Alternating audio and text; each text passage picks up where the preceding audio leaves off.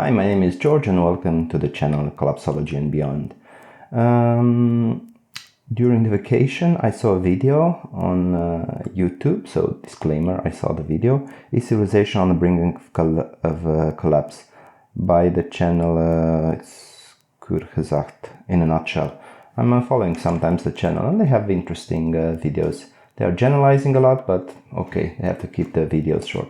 So I thought about commenting the video, reacting on the video, as they say. I personally prefer the word commenting than reacting. So the disclaimer is that I have seen the video. I already have some thoughts on the video. I have a piece of paper that I will maybe write some things. Anyway, let's move on and see what is the video about and make the comments then. At its height, the Roman Empire was home to about 30% of the world's population, and in many ways, it was the pinnacle of human advancement. Its citizens enjoyed the benefits of central heating, concrete, double glazing, banking, international trade, and upward social mobility. Rome became the first city in history with 1 million inhabitants, and was a center of technological, legal, and economic progress. An empire impossible to topple, stable and rich. There is no empire impossible to topple. All empires collapse or fall or decay. And powerful. Until it wasn't anymore. First slowly, then suddenly, the most powerful civilization on Earth collapsed. By civilization, we mean a complex society where labor is specialized and social classes emerge, and which is... Okay, the first comment that I would do is that there was no collapse of the Roman civilization. What happened, actually, it was a decline of the civilization, because it happened over a long time, over hundreds of years. A collapse is something that happens during the lifetime of a person, in maybe 1 year, 5 years, 20 years, but not longer. A collapse that we witness, or some of us witness, for example, was the collapse of the USSR. It started with a decline and then it went into a collapse where it shredded into pieces. And probably now we are witnessing also to a second collapse of the Russian Federation. Also with this pyramid, what they show here is something that it's important to know, to mention during a collapse, because what happens in a collapse is it happens that the complexity of the civilization declines. So you have this pyramid here with a lot of layers of people. Of course, in reality, the pyramid of complexity, the civilization is much more complex, but this complexity of a civilization will break down and will be, after a collapse, a much simpler pyramid, let's say. Also, there are some books about collapse, if you are interested. I would mention this book, Collapse: How Societies Chose to Fail and Succeed by Jerry Diamond. It's a good book. There are other books about collapse of civilizations. For example, there is a book about the year 1177 before Christ, the year that civilization collapsed. It's about civilization collapse that happened around the Mediterranean area. There is another book. There are several, but another book that I wanted to mention is written by an archaeologist or a historian, I'm not sure, just a tainter, and it's called the Collapse of Complex Societies. I don't have it here, but that is one of the best books that I have read on the topic. Anyway, so collapse of civilization, it's something that normally happens, and it's a feature. It's not a bug. We should expect the collapse. So, okay, let's move on. And which is ruled by institutions. Civilizations share a dominant mutual language and culture, and domesticate plants and animals to feed and sustain large cities, where they often construct impressive monuments. Civilization lets us become efficient on large scales, collect vast amounts of knowledge, and put human ingenuity and the natural resources of the world to work. Without civilization, most people would never have been born, which makes it a bit concerning that collapse is the rule, not the exception. That's true. Virtually all civilizations end, on average, after 340 years. Collapse is rarely nice for individuals. Their shared cultural identity. It's really nice for individuals, but you might find individuals and social classes who are beneficiaries of collapses. Identity is shattered as institutions lose the power to organize people. Knowledge is lost, living standards fall, violence increases, and often the population declines. The civilization either completely disappears, is absorbed by stronger neighbors, or something new emerges, sometimes with more primitive technology than before. If this is how it's been over the ages, what about us today?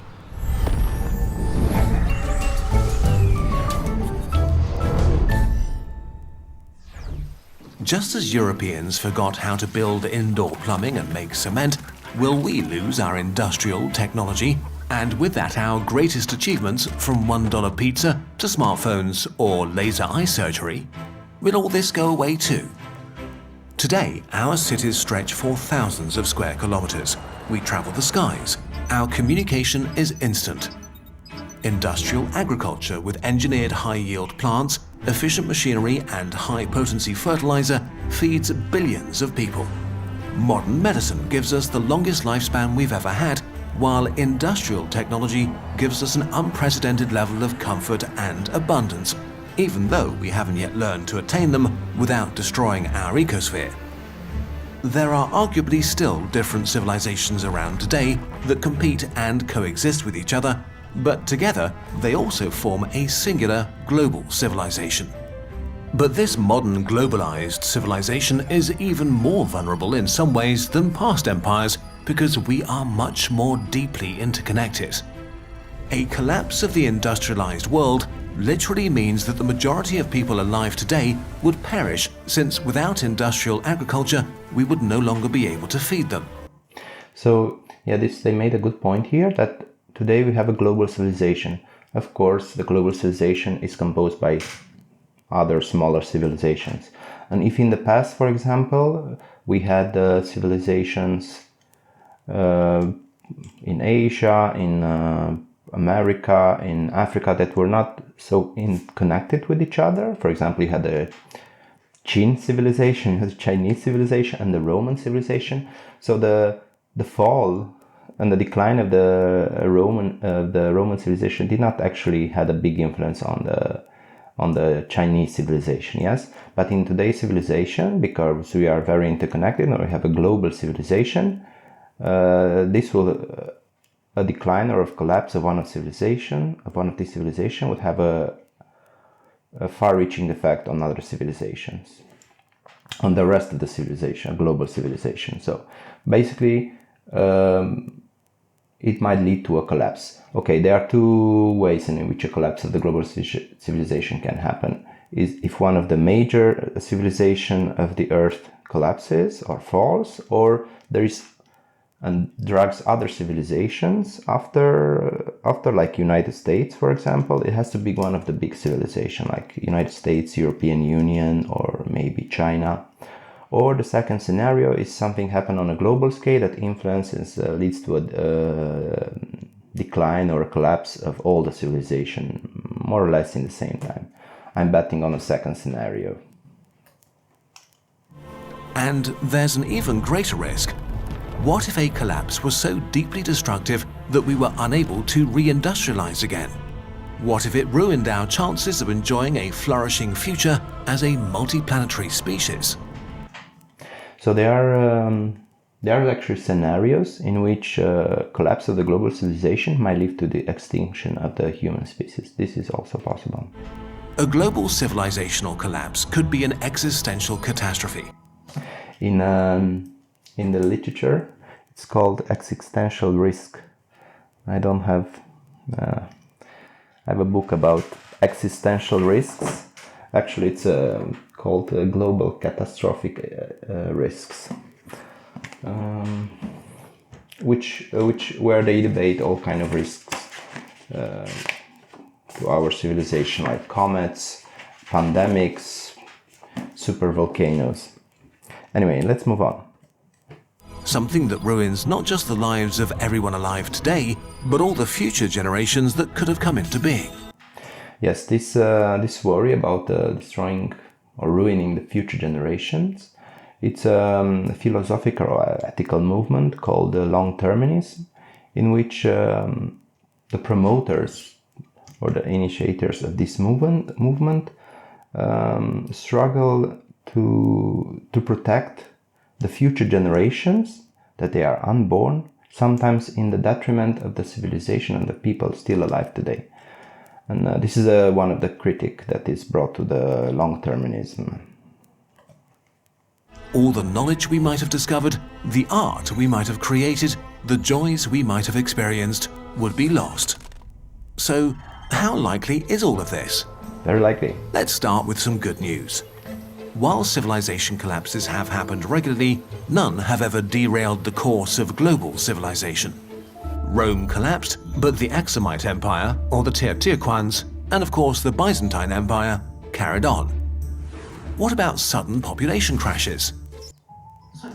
Yes, but what is important to say, and I'm repeating myself again, is that we have a global civilization where these civilizations are interconnected. And we saw what happened during the COVID-19 pandemic. What just a small pandemic can bring. We've not seen a catastrophe that has killed much more than 10% of the global population. No pandemic, no natural disaster, no war. Okay, I would argue that there was a pandemic that killed 80-90% of a population of an area in America after America was discovered by Europeans. 80-90% of the population there has died of diseases brought by Europeans. So that might give us a hint of what might happen.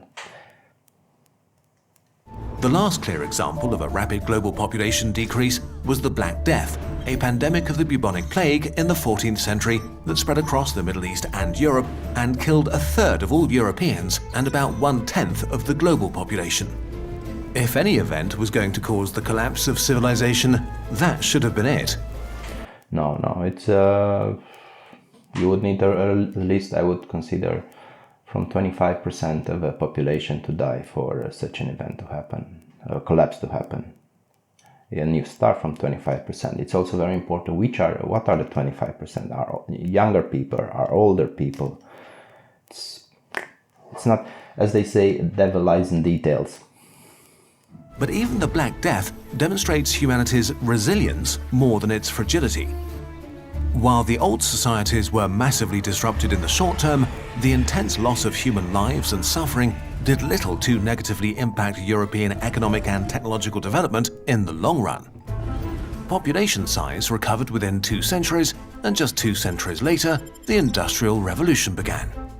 History is full of incredible recoveries from horrible tragedies.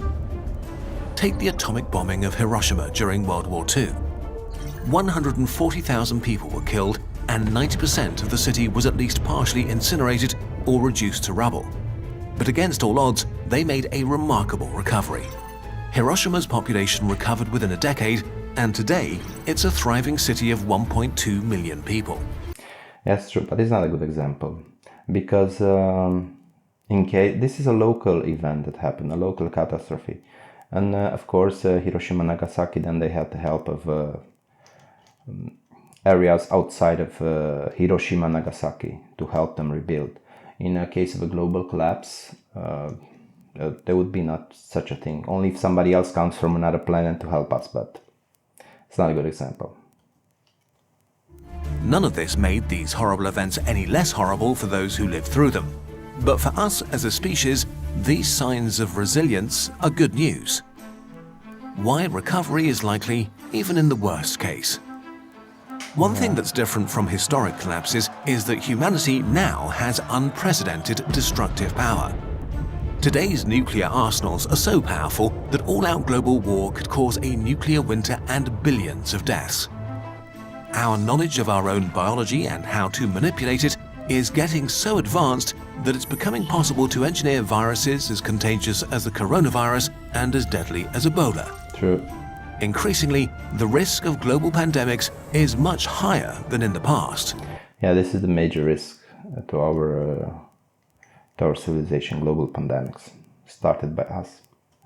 So we may cause a collapse ourselves, and it might be much worse than the things nature has thrown at us so far. Absolutely. But if, say, 99% of the population died, would global civilization collapse forever? Could we recover from such a tragedy? We have some reasons to be optimistic. I don't. Let's start with food. There are 1 billion agricultural workers today, so even if the global population fell to just 80 million, it's virtually guaranteed that many survivors would know how to produce food. This is a very big generalization. You don't know exactly what kind of population would survive. Are you sure that you'll have farmers? What kind of farmers will they be? Will they be able to grow crops? If we'll have a nuclear winter, we will not have the possibility to grow crops. Will there be seeds? Will there be fertilizers, machines? Very, very common. The devil lies in the details. And we don't need to start at square one, because we could still use modern high-yield crops. Modern high-yield crops need intensive agriculture, industrial agriculture, which would not be available in a case of a collapse. Maize is 10 times bigger than its wild ancestor. Ancient tomatoes were the size of today's peas. After agriculture, the next step towards recovery would be rebuilding industrial capacity like power grids and automated manufacturing. A huge problem is that our economies of scale make it impossible to just pick up where we left off. Many of our high-tech industries are only functional because of huge demand and intensely interconnected supply chains across different continents. Even if our infrastructure were left unharmed, we would make huge steps backwards technologically. But then again, we are thinking in larger timeframes. Industrialization originally happened 12,000 years after the agricultural revolution. So if we need to start over after a massive collapse, it shouldn't be that hard to reindustrialize, at least on evolutionary timescales. There's a hitch though. The Industrial Revolution was fueled literally by burning easily accessible coal, and we are still very much reliant on it. If we use it all up today, aside from making rapid climate change much worse, we could hinder our ability to recover from a huge crisis. So we should stop using easy-to-access coal, so it can serve as a civilization insurance in case something bad happens. Another thing that makes recovery likely is that we'd probably have most of the information we need to rebuild civilization. We would certainly lose a lot of crucial institutional knowledge, especially on hard drives that nobody could read or operate anymore. But a lot of the technological, scientific, and cultural knowledge stored in the world's 2.6 million libraries would survive the catastrophe. Look, I'm not so sure about this, that we'll have access to a lot of information. Okay, the computers might go, might not go. The libraries is not sure that they will still stand on or they will not still stand on. They might burn in case of war. They might be eaten by mice. I don't know. It's not so easy to conserve information. It's also about where the information would be conserved. Let's say if you have information in the United States and you have just a few million Chinese left, that might be a problem. It's not. They make it seem relatively easy, but it's not so easy. But I can tell you that there are people actually who are looking into this and how to preserve information in long term in case of a catastrophe. So, yeah, it's very debatable. I'm not so sure this will be easy to recover information. The post-collapse survivors would know what used to be possible, and they could reverse engineer some of the tools and machines they'd find. In conclusion, despite the I'm thinking about now myself about, okay, if some time will pass, probably the new generation will think that we were dreaming about, or they would not believe after a collapse that such a technology would have been possible if they didn't have contact with them, and we live in a very low standard. I don't know. Prospect of catastrophic threats, natural or created by ourselves, there is reason for optimism. Humankind is remarkably resilient, and even in the case of a global civilizational collapse, it seems likely that we would be able to recover, even if many people were to perish or suffer immense hardship. even if we lost cultural and technological achievements in the process. But given the stakes, the risks are still unnervingly high. Nuclear war and dangerous pandemics threaten the amazing global civilization we have built. Humanity is like a teenager, speeding around blind corners, drunk without a seatbelt. The good news is that it's still early enough to prepare for and to mitigate these risks. We just need to actually do it. We made this video together with Will MacAskill, a professor of philosophy at Oxford and one of the founders of the effective altruism movement, which is about doing the most good you can with your time and money. Will just published a new book called What We Owe the Future. I read this book. This is connected with, I told you, with the long-termism. It's a decent book. Which is about how you can positively impact the long-term future of our world. If you like Kurzgesagt videos, the chances are high you'll like it. The book has some pretty counterintuitive arguments, like that risks from new technologies such as AI and synthetic biology are at least as grave as those from climate change, or that the world doesn't I think they are greater. Climate change is overestimated on the short term, probably underestimated on the long term, but on the short term, AI, bioengineering, very dangerous. contain too many people, but too few. And especially that... Oh, this is another debate, if we have too many people or too few.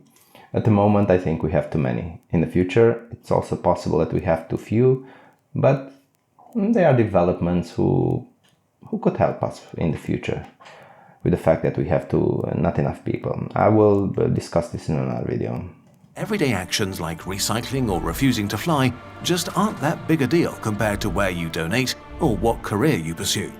Most importantly, it argues that by acting wisely, you can help make tomorrow better than today, and how we together can build a flourishing world for the thousands or millions of generations that will come after us. Long-term. Many things we at Kurzgesagt talk about regularly are discussed here in much greater detail. Check out What We Owe the Future wherever you get your books or audiobooks.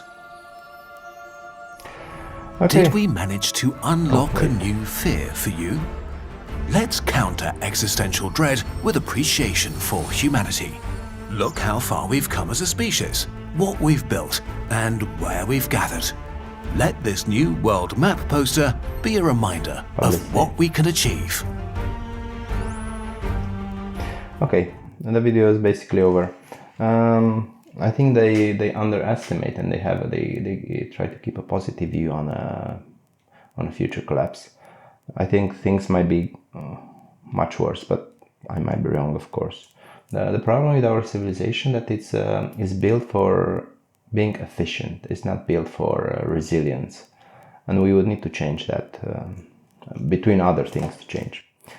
Okay, have a nice day, and see you later.